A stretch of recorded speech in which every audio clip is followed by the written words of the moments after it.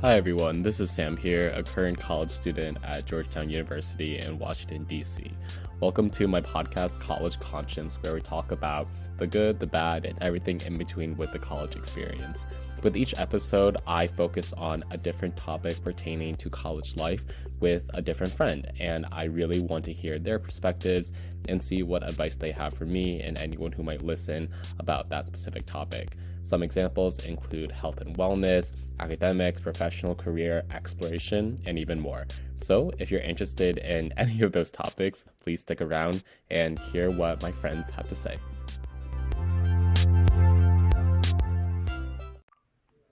Hey Aditya, thanks so much for being on my podcast today. Do you want to introduce yourself as well as the topic we'll be talking about?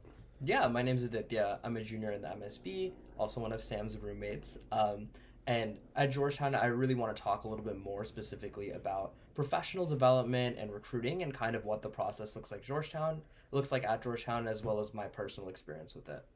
Yeah, so can you talk a bit more about professional development and professional recruiting at Georgetown, what that looks like? Yeah, so I think the two concepts of development and recruiting at Georgetown are really, really different. And a lot of people don't realize that because of how much emphasis is placed on getting a job or an internship. And so a lot of the time, professional development involves kind of finding out what your interests are.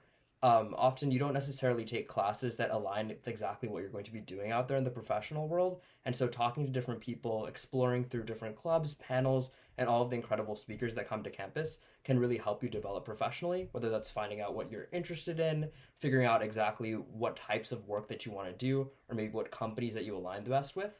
And on the recruiting side, it's a little bit more complicated. There's so many different recruiting processes that occur, whether that's on campus recruiting for more traditional recruitment cycles like consulting and finance, or alternative things like technology, data science. And so I think that navigating recruiting can be a little bit difficult because there's so many things going on, and figuring out exactly what you're interested in leads to kind of a different knowledge that you have to acquire, and then figuring out how to navigate from there is even harder. So it can often be kind of a difficult feedback loop, and navigating can really be best done through a lot of mentorship and guidance and looking at all the resources offered at Georgetown.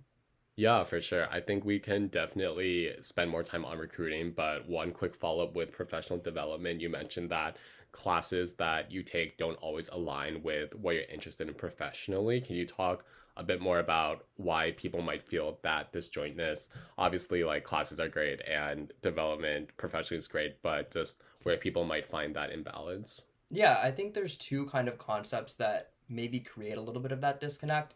The first is that often classes are really theory heavy, and while that's really interesting, can kind of help you develop a lot of the fundamental skills that you're looking for. Especially for me being in the business school, I thought that a lot of my classes would have much more practical applications, and sometimes they do, like casework or projects. But I think generally speaking, all of that theory we're learning can not necessarily translate so clearly into what you might be doing in a job setting. And so I think that creates part of the disconnect. The second thing is that I think, and this is really more of a positive thing about why classes can kind of differentiate from professional development, they're a really great way to get insights into academic interests and intellectual curiosity. And I think that you should actively be taking classes, like especially in my experience, that don't necessarily align with your professional development, because it's a great way to explore other areas that might be interesting to you. And so often, a lot of those classes out there that are really interesting and really educational and transformative don't necessarily need to align with professional interests. And I think that's perfectly fine, and really a great way to kind of explore intellectual curiosity that you're probably not going to necessarily get as much of an experience or opportunity to do so like outside of like Georgetown or school. Yeah, for sure. And just for the audience's curiosity, do you have a couple examples from your course load that you feel like you've taken more for yourself versus like what you're doing career wise? Yeah, so happy to kind of elaborate on that. Like, obviously, I'm going into the business world, probably somewhere in finance. And so for me, something that's kind of branching out from all of those core classes and concepts is my Spanish minor. And I think that's really drastically different from like what you might necessarily encounter on a day to day, investment banking desk. But it's really interesting to me because in all of my Spanish classes, I get to learn a lot about cultural context, a lot of history around colonialization, and a lot of different really interesting concepts that I wouldn't encounter elsewhere, especially in the business school. And I think that's not only like helped me kind of gain a more well-rounded education, but oftentimes it puts a lot of things into perspective. I think like a lot of those Spanish classes have provided me with really useful resources and skills, but have also just been really fun and consistent. I think I've really enjoyed them because every semester my Spanish class has been my favorite class. And a lot of that is because it gives you a lot of diversity and insights into things that you don't necessarily explore all the time. And so I've really enjoyed it. And I think there's like a lot of classes like that that are out there in different departments that every Georgetown student can take that are really enriching in that sense. Yeah, for sure. And I know you went to Madrid over the summer, so were you able to use your Spanish? I for sure used it a little bit. It was a little bit intimidating just because, not being a native speaker can make it a little bit difficult. But in emergency crisis situations, I definitely used it to make sure that we could survive. Oh, were there a lot of those? Or I wouldn't say they were like life and death, but those places where like restaurant waiters don't understand English or you need access to like a bathroom or water. I think those were pretty common, and it was very nice to have that Spanish resources available to me. Okay, awesome. I'm glad that Spanish has become a survival tactic Yeah. as well outside of the creatives. Let's talk a bit more into recruiting now. So I'm curious going into Georgetown how much you knew about the recruiting processes on campus, and then from there, like how your knowledge developed until you started recruiting. To be completely honest, I had no idea about anything or what anything was or what anything consisted of. Um, I knew I wanted to go into business school because I think solving business related problems was really interesting to me. I didn't know what industry, what type of work, what area was interesting to me, and I didn't know what recruitment processes look like. For me, like coming to Georgetown, immediately I think consulting really appealed to me. Part of that is because I think there's so much of a heavy like club culture related to consulting at Georgetown that really placed emphasis on it. And it's really easy to get swept up in that. And for my first and second semester, especially, I thought that consulting was the pathway for me. I thought it was really interesting, but I quickly realized that there were other really interesting areas out there. Particularly, I really enjoyed working in finance, doing like different quantitative modeling, understanding arguments for investing and stuff like that. And so I kind of encountered like areas like investment banking, private equity, venture capital, and kind of understanding what those mean was really, really difficult. But I think it really helped me in the long term kind of understand what it was that I was most interested in. And so navigating that process was really difficult. Putting words to definitions and all of these terms was probably the hardest part. But figuring out what all of those meant kind of helped me understand what I wanted to do more, and then also kind of approach the recruiting process in that sense. Yeah, for sure. And can you just define those four terms of consulting, investment banking, venture capital, and private equity in case people don't know? Yeah, for sure. So I think consulting is kind of a blanket statement that's typically used for solving business problems. A lot of firms do it in a lot of different ways. Investment banking is kind of almost a similar approach to consulting. It's an advisory service, which is kind of a common misconception, where you're almost offering a type of financial consulting in a lot of different key areas, whether that's mergers and acquisitions, financing abilities. I think there's a lot of different kind of umbrella items that are blanketed under that statement. But in general, investment banking is all about making sure that firms that are interested in it can approach their financial business problems in a structured and efficient manner. Um, Private equity is kind of an investing strategy. So while investment banking offers a lot of advice on companies interested in selling their assets or doing different financial operations, private equity is a buy side operation, which means that essentially firms are interested in acquiring assets, operating them, and selling them. And venture capital is a really similar kind of industry, except it's looking more at earlier and growth stage startups. So investing, but at a more young level. Awesome. Thank you very much for those definitions. I'm Mhm. sure people will find that helpful. I want to talk a bit more about the recruiting process now. No need to like go in depth. People have probably better resources for that, but I'm curious for people who are just trying to get started in them specifically with the investment banking recruiting process. Do you have any tips or advice for people who are just starting out with that? Yeah, so I entered kind of the finance recruiting process, not necessarily intending to do investment banking. I kind of approached almost all of the different finance firms at the same time. So those three areas were really private equity, investment banking, and hedge funds. All three have similar and dissimilar processes. So I think there's two really big components. One is understanding kind of what these firms are all about, and then the second one was really networking.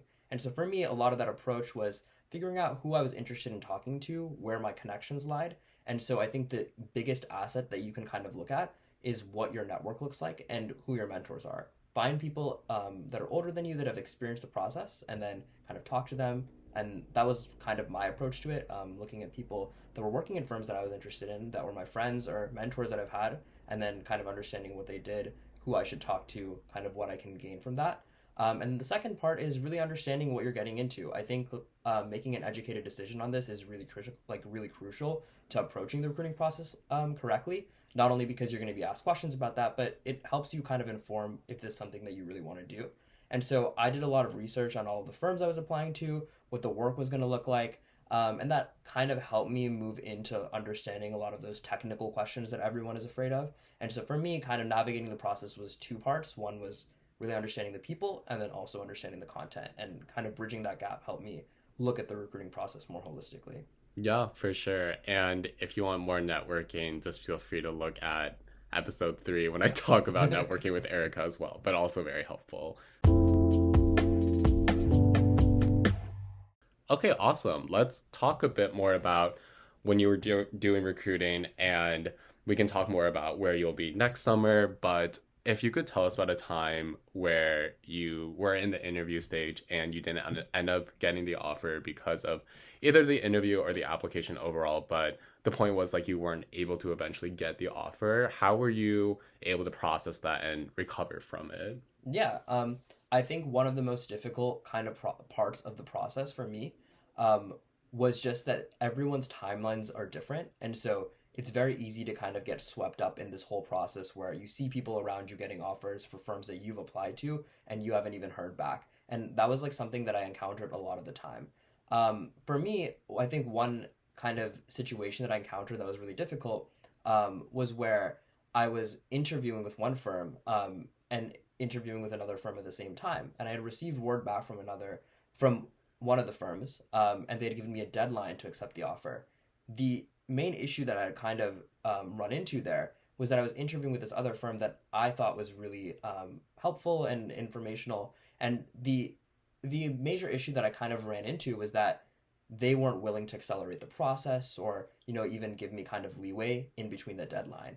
And I think that it was really difficult for me because with other firms that I'd experienced rejection from, I felt like I could kind of delve deeper into the process and understand exactly, where I kind of might have messed up in an interview, what steps that I could have taken to maybe potentially improve my recruiting process with those firms. But in this situation, it was pretty difficult because I felt like I hadn't done anything wrong, because, it was just kind of like a timeline issue. And so just navigating that can be a little bit difficult because I think sometimes it's really easy to think that things are really out of your control and that there's so much going on and very difficult. Especially for me in that situation, it was just like very much like kind of like a do ex machina like situation where I felt like it was kind of like a terrible event that had occurred. But I think how I kind of approached it was realizing that these opportunities aren't like end all be all. I think that by nature, like Georgetown places so much emphasis on these opportunities that it's really, really easy to see that like it it can be very overwhelming. But in reality, a lot of these are just internships and these are during your undergraduate like time. It's very possible that you're not gonna like the internship and that you're gonna move on and do something else completely. And so for me, it was like, okay, I didn't get this one job in a firm that I really enjoyed, but I have another offer in hand, and I'm also interviewing with other firms that are willing to make accommodations for me. It doesn't make sense to get so caught up on this situation when I can easily pivot to a different situation, especially because I could either recruit for this firm again, or maybe it's probably for the best and maybe my values didn't necessarily align with the firm values.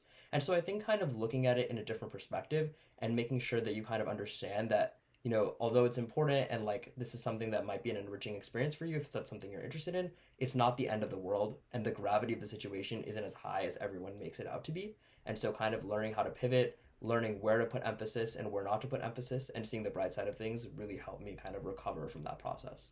Yeah, no, that's awesome to hear. And on that note, do you want to talk a bit more about your internship for next summer and what you're excited for that? Yeah, so I will be an investment banking summer analyst at Bank of America next summer. Very excited. I really enjoyed a couple of things about the firm, especially when I was recruiting. To like first like preface, I don't know exactly the type of work I'll be doing yet because group placement happens in the spring, and so I'll kind of find out exactly what industry I'll be working in or in which product areas I'll be working in. So that'll be a pretty educational experience. But I'm really excited about it because Bank of America is like a pretty big firm. They have pretty nice corporate benefits, which is always great. And I think in terms of the work, Bank of America works on some of the largest deals out there. For example, a lot of different mergers and acquisitions, a lot of real estate deals, which is an area that I'm particularly interested in. And just generally, I think having the ability to kind of work with people that have been in the industry for a long time, learn from them, and kind of get exposure to like the corporate world, which is something that I haven't had before, is going to be something really educational and transformative. Of course, I think there are always the pressures of, like a high intensity job, being in the city. Like I think that like of New York, yeah, to clarify. New York, New York. But yeah, I think it can be a little bit overwhelming and challenging, but I'm really excited about the fun parts of it. And I think it's going to be a really great time. Yeah, and we'll be doing a podcast episode in September of 2023 to reflect on that experience. Yeah, we'll find out if I was right. So if you want to hear the sequel to the story, stick around until next September, please. Anyways, moving on to the reflection. So that sounds awesome. First of all, I think you'll have a great time. And after like securing something for junior summer, which, as you said, like people do place a lot of weight on it. If all of that is justifiable, that's like a different conversation. But I'm curious now that since you've secured something so far in advance, how do you keep like developing yourself professionally after that? Because of course, like it doesn't stop, but after like recruiting for so long, how do you feel like you still continue finding ways to like develop professionally in a fulfilling way? Yeah, I think it's easy to feel complacent. And I think for me, like, there are kind of two parts to it. Number one is that I think, like, it's important to celebrate and to, like, enjoy yourself after, like, this process. I think the process can be really difficult for a lot of people because it's, like, intensive. It happens over a long period of time for a lot of people. And it involves a lot of, like, mind power. And I think, like, generally speaking, like, once you've gone through the process, it's worth rewarding yourself, enjoying yourself, taking your time and celebrating. And I think on the other hand, it's really all about pursuing professional development that interests you. I think kind of getting involved in the process is really interesting because you learn a lot about yourself. I learned about which groups and which firms were really interesting to me and what areas of those firms really interested me. And so it was easy to kind of pursue different positions at Georgetown, for example, in clubs, or kind of different development opportunities that emulated those ideas. And so I kind of was able to find parallelism where I thought it was going to be more interesting to me than previous professional opportunities I had pursued.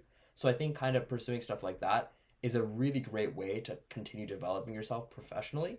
And then the second thing I'd say is it's easy to get complacent, but you'll always be kept on your toes. For example, if you are really happy with the firm that you've recruited for, it's great. There's probably something like group placement later on. There's probably different events with those firms.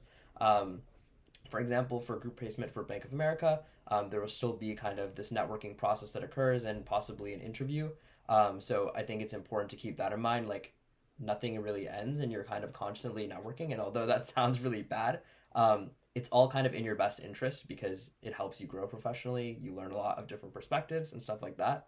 And I think just generally speaking, even if that process doesn't continue for you, it's possible that you might want to pursue a different job and you might be re-recruiting or going for different opportunities or doing an internship during the year. And so I think there's so many ways to professionally develop that are constantly occurring, even if you have, secured an internship like a year in advance, because that is out there, but you still have a year before that to still grow and develop professionally. And I think it's the best to kind of make the best of it. Yeah, I like that. I like how you phrase it as getting an internship isn't end all be all. It reminds me of like college applications and like getting into college. I feel like during high school, a lot of us felt like that was the end goal. But then now that we're almost done with college, it's like a whole new mentality, which is awesome.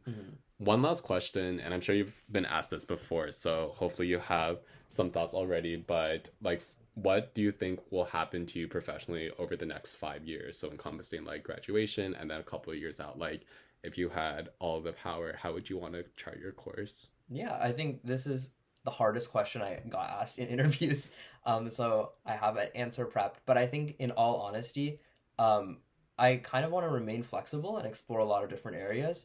I think right now, like the academic interests and professional interests that are most interesting to me are in that of ESG and socially responsible investing. And can you define ESG for people who might not know? ESG is kind of a framework at looking at different types of investing that revolves around environmental, social, and governance risk factors. And so it's kind of a new methodology or framework for thinking where people really calibrate their investments to be more conscious of those risks and also growth opportunities. And so for me, I'm really interested in kind of making an impact with money. And I think that investing offers a really interesting way to do that, especially responsible investing. So I think before I kind of enter that space, I really want to develop my skill set, develop a network and a brand that is conducive to me kind of going into that. And so I think the short-term goal over the next 5 years is really to develop that, ideally starting at Bank of America and then maybe moving into more of a buy-side firm that kind of concentrates on that investing role that I was talking about earlier. So maybe switching into a hedge fund or a private equity firm that offers kind of that space. I know a lot of firms out there are dedicating impact funds at really large companies, and I think developing my expertise there would be great. And so in the short term, possibly in the next 5 years, I think that's where I see myself. And hopefully in the long term, maybe kind of developing the brand, the network, and the capital necessary to start my own impact fund, really gear the direction of that, direct how I want to invest money and who I'm investing with. I think that would be a really incredible kind of long-term goal that I've always had. Yeah, for sure. I think that this sounds like a great plan. I'm very excited to see where you go next. But for now, thank you so much for taking the time to be on the podcast and for sharing your thoughts. I'm sure a lot of people who listen to this will get a lot of value from it. So yeah, thanks, Aditya. Yeah, for sure. Thanks for having me.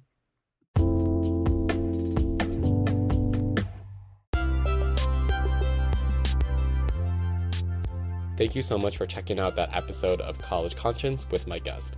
If you want to see or hear more episodes, go visit College Conscience on Spotify, where I'll upload new episodes every Monday and Thursday. Thanks for listening.